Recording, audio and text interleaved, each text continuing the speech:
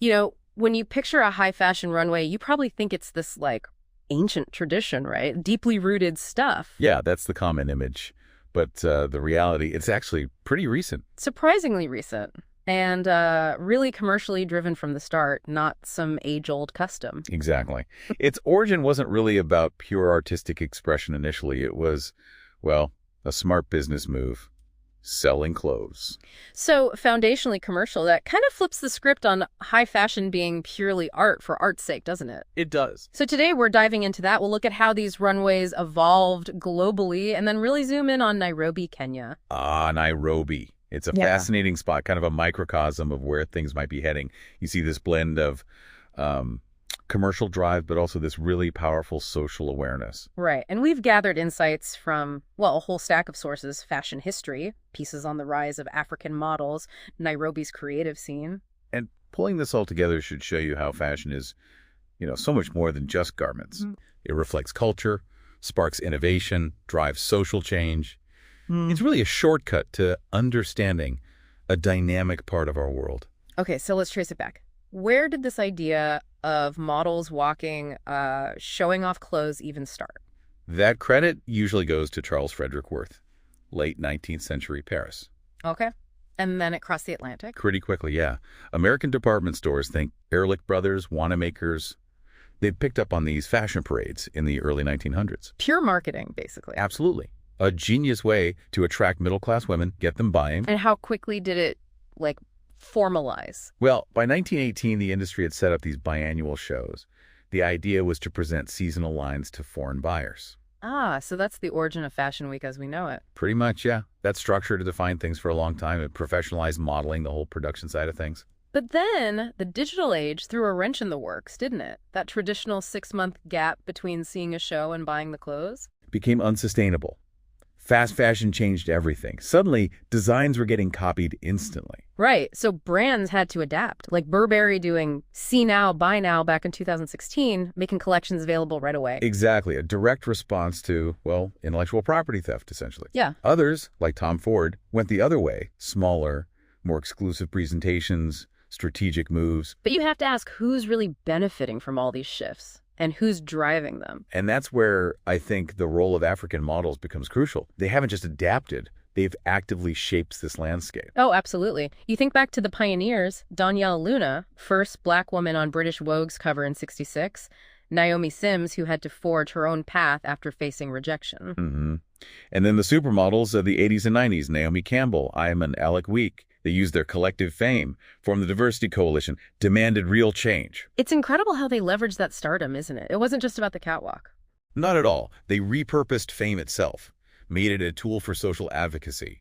You have Leah Kibera founding her foundation for maternal health. Adwoa Boa creating Girls Talk for mental health. Alek Wek, herself a former refugee, becoming an ambassador for Doctors Without Borders.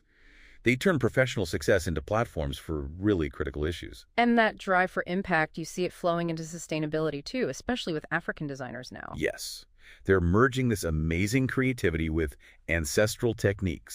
It's positioning African fashion as a leader in ethical luxury. And the economic numbers back it up. Africa's fashion industry was worth, $31 billion in 2020? Yeah. Projected to hit over $50 billion by 2030. Wow. But this is where Nairobi gets really interesting, its duality. Okay, explain that. Well, NFW represents that more commercial side. You have Kibera Fashion Week as this powerful counterpoint. Founded by David Avito Oshing, right? Who grew up in the Kibera slum. Yes. And KFW was all about challenging negative stereotypes. Yeah. Famously, the first one was held right on a railway line. Models literally had to pause for passing trains. Incredible. And the designs use upcycled materials. Yeah, things like old computer motherboards, spark plugs. It's about claiming glamour in their own streets, using what's available. It's powerful. And then on the complete other end of the spectrum, you have events like Art After Dark at the Tribe Hotel. We're talking KSH 15,000 for an advance ticket. Wow, okay. Big difference. Totally. All black dress code, high-end art, music, fashion, targeting a very elite, affluent crowd. So that's the duality. The luxury hotel event and the Railway Line show, both celebrating local talent but in vastly different ways. Precisely.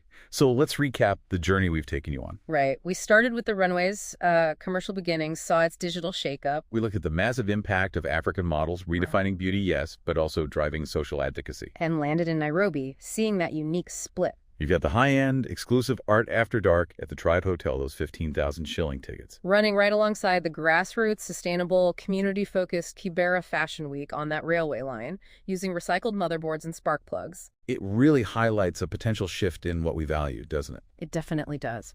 Which leads to a final thought for you, the listener, to maybe mull over. What does it actually mean for the future of luxury when things like authenticity, sustainability, community empowerment, not just pure exclusivity, start becoming the ultimate status symbols? Like Nairobi's fashion scene seems to demonstrate so powerfully. Exactly. Something to think about next time you're looking at the latest fashion trends.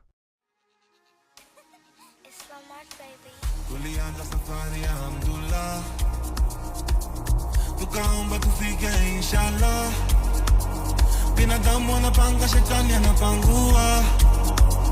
Alhamdulillah, tumefika mashallah.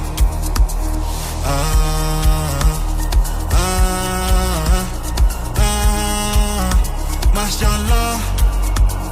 Binadamu anapanga na Mungu anaamua. Alhamdulillah, tumefika mashallah. Ay ay ay ay ay ay ay ay.